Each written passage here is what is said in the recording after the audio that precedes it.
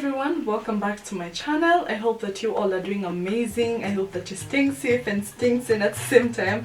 I think that has become my mantra right now. Stay safe, stay sane. Until all this is over, that's what we're going to be about. So I hope that you're staying safe and staying sane at the same time. In today's video, we're going to be speaking about something that many people have. Actually, I think everyone has it, and it's all about fear. And in today's video, I'm going to be opening up about some of the 5 things that I fear the most in my life.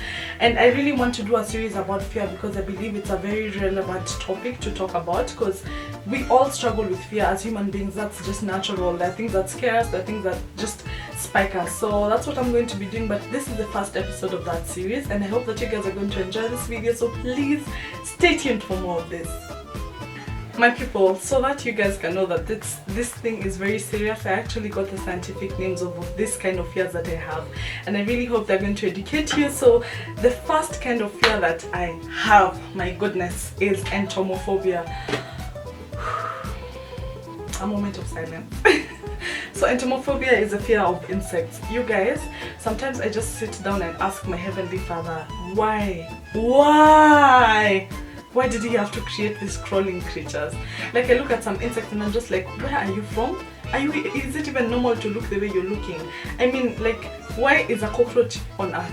You guys, I was being told that a cockroach can survive a nuclear bomb. It's one of the very few things that can survive a nuclear bomb. And if in case you're struggling with cockroaches in your house, you know, the thing about these cockroaches is they don't come to places that are dirty. No, like our place, for example, we are very clean people, but you'll still find some crawling insect that feels like it's so entitled to be in our space. I don't understand. Like, God, why? I really hate insects. I loathe insects, like cockroaches especially. I don't even understand why they even deserve to be alive. Like, why are those things even there anymore? And I'm going to tell you guys about a story of when I was in high school. So at the time I was in high school, so I used to be a basketballer. So basketballers would come for preps. Preps used to start at 7 p.m. to 9 p.m. But because we'd finish practice at around 6:30, we'd get late to come for preps. So I came to class around 7:30. I was from the dining hall to have my dinner. So I come, a diligent student who's just about to do her preps. I open my desk. I am so exhausted at this particular time. Guess what I find there? Guess what? A dead cockroach, and it was this size. Okay, I'm exaggerating, but it was this big.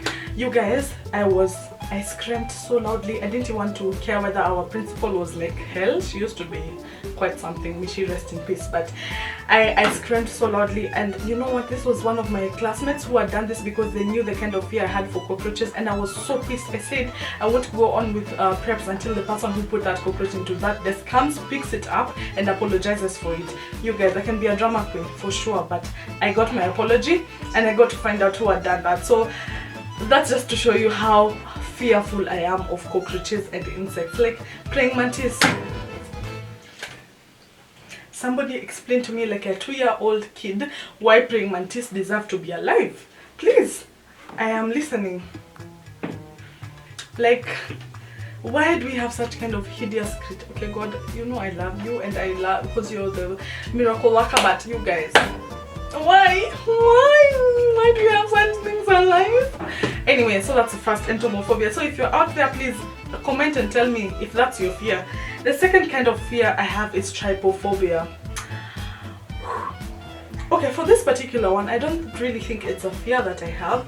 I think it's more of those things that really just give me chills. Like, I see trypophobia is basically the fear of cluster of small holes, bumps, or patterns. So for me, mainly the thing that really gets to me is the small holes. And I'm going to insert pictures of, so please, graphic content coming soon. So trypophobia is basically the fear of, you see this, like a beehive. There are people who can't stand looking at that kind of beehive. Like, it just gives them chills, it gives them the fear. I really don't like seeing many holes in one particular place, especially on the internet. When you search for this, you find people with very weird, I think it's maggots on their hands or on their faces, and it's so creepy. It's so creepy. Yeah. Like, we don't need that in our life. We're all about positive vibes only. Yes. So yeah, trypophobia is basically the fear of small cluster of holes or patterns, or for people it's also bumps. There are people who, when they see many bumps, like for example, you could be having very serious acne, and the people, when they see that, it really just scares them. I think that's just normal. That's trypophobia for you. The third kind of fear that I have and I can relate with is called acrophobia. So acrophobia is basically fear of heights. First things first, I think I am a very weird human being because I really enjoy adrenaline rush. Like, okay, getting to that point where I get that adrenaline rush, I really don't enjoy that particular thing, but when I am in it and I have the adrenaline rush, I'm having the best time of my life. So for example, things like zip lining, things like bungee jumping, things like going on very high rock climbing, I really fear those, especially when I look down and I see where I am coming from. That's why we are told forward ever, backward never. Like, never look back. When you're coming from such things, leave them behind, because the moment you look down, the moment you look back, you just start fearing, you just start having the creeps. So for me, the thing about fear of heights is as I've said, I like that adrenaline rush, especially the one that's brought about by speed. I know it's not right, but I like to speed. When I'm driving, I like to speed. I enjoy speeding. I like big machines. I like fast machines. I don't know, that's just who I am. But fear of heights is quite... I'm telling you, the very first time I went on an aeroplane, you guys, I think I don't enjoy flying. Like, I don't even think there's anything that's ever going to convince me that, you know what, flying is fun. I do not enjoy it. I hate it. Can I just find myself in that particular country that I want to go to? I mean, is it possible? Like, I want to travel the whole world. I want to see different continents. I want to meet different people. But the moment I think about flying, I just get sick.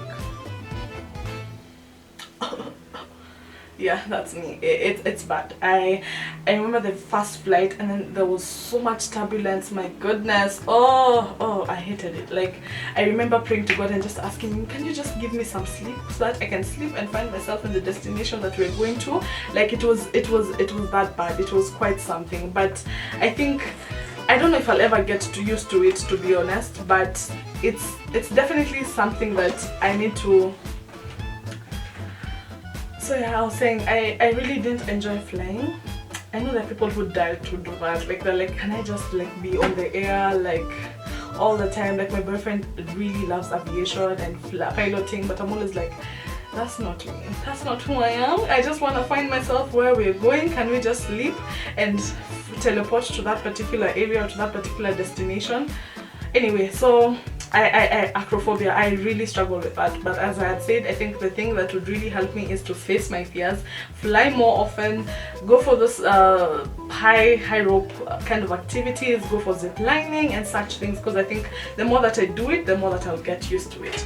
So the fourth kind of fear that I have is claustrophobia. So claustrophobia, according to the dictionary, is irrational fear of having no escape or being closed, in which can lead to a panic attack. Well, I can't say that mine has gotten to that particular place, but I really don't like being in a space whereby I feel like I'm too enclosed. Like, it's like, for example, there's a time, I have another story. Peeps, shout out to my friend Shanik. I hope you're watching this. I remember when we were, I think, in second year in campus, we were going up with an elevator, a lift. So we got to the second floor. I think we were going to the 5th floor. Then guess what? I think there was a power surge and the lift just got stuck and there was no lights. You guys, as I had said, I can be quite dramatic. I can be quite the dramatic person. I started crying. I started praying and asking God, why me? Why? Like, why? And then she's like, no, don't worry, Shaz, we're going to be fine. Even her, she was panicking, but I think I was just over here, like over the roof when it comes to the panicking. So I think that's one of the things that I really don't like, being in an enclosed place or being in a place where when I look around, I can't see any escape route. First of all, I am an overthinker. And us overthinkers like to have plan B or like to have escape routes. Like, for example, God forbid, if there was a nuclear bomb here, where am I supposed to run to? You understand? Like, when you're an overthinker, you're always looking for, not the bad side really of things, but you're always thinking that anything can happen. So you want to have a plan B or an escape route when that thing happens. So when you are in an enclosed place and you can't see anywhere where you can escape, it can be quite daunting. Quite daunting. Yes. Anyway, so that's what it's called, claustrophobia. And the thing about claustrophobia is many men tend to suffer from this phenomenon as opposed to women. I think for some women they're just like, you know what, we'll just be fine. You know, some of us women can be very naive. You don't even think about such things, so you're like, see, we'll just be okay. Kwani, what's a big deal? But for men, because men are protectors, men are built to always be, you know, the solution to some of these problems. So when they're in that particular space, they get really scared when they know if anything would happen right now, I would not be able to protect whoever I am with. Yeah. So the final fear that I struggle with and I'm going to be speaking about is melanophobia. Wait. Actually, I don't think it's called melanophobia, but melanophobia is basically fear of the color black, but I'm speaking about fear of darkness. I'm going to look for what it's the particular name and I'm going to attach it here. So there are actually people who fear the color black. I personally love the color black. I love to dress up in black clothes. I love black decor. I really just love black. But there are people who fear that. So in case you're that particular person, it's called melanophobia. Now you have a name for it. So for me, I think I fear darkness. I remember when I was a young kid, I think my older cousins, anytime I wanted to do something, so there's this thing we used to call karumanzera. I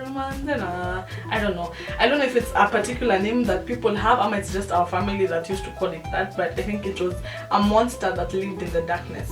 So anytime you would do something wrong, or anytime they wanted to scare you about a particular thing, they would say, you know what, karumanzera takupata, and you would get so scared, and you thought anytime you got into the dark, honestly I used to see red eyes.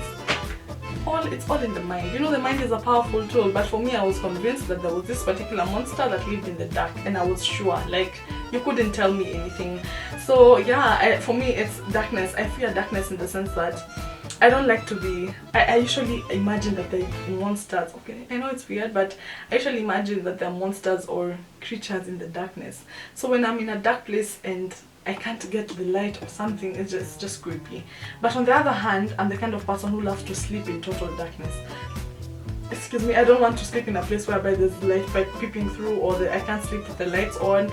So I'm just a complicated person, but that's the kind of fear I have, the darkness.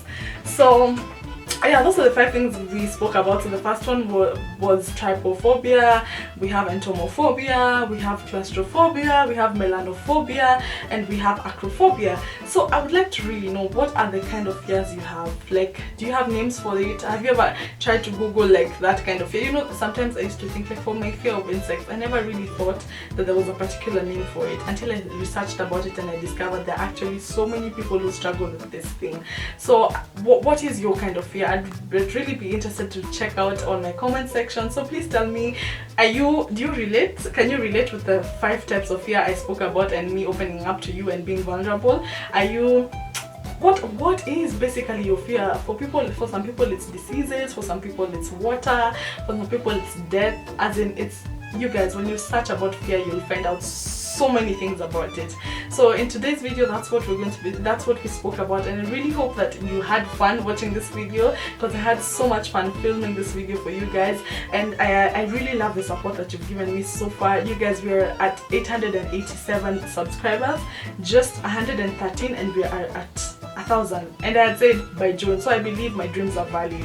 So thank you so much for the support you guys have given me this far. I really appreciate you all. I really love creating content for you all and just connecting with you all. So please comment, tell me, speak about your fears, because I think the first step to overcoming your fears, or the first step to healing, is accepting. Once you've accepted, as long as you're in denial, it's very hard for you to find a cure for something, but once you've accepted, it becomes very easy for you.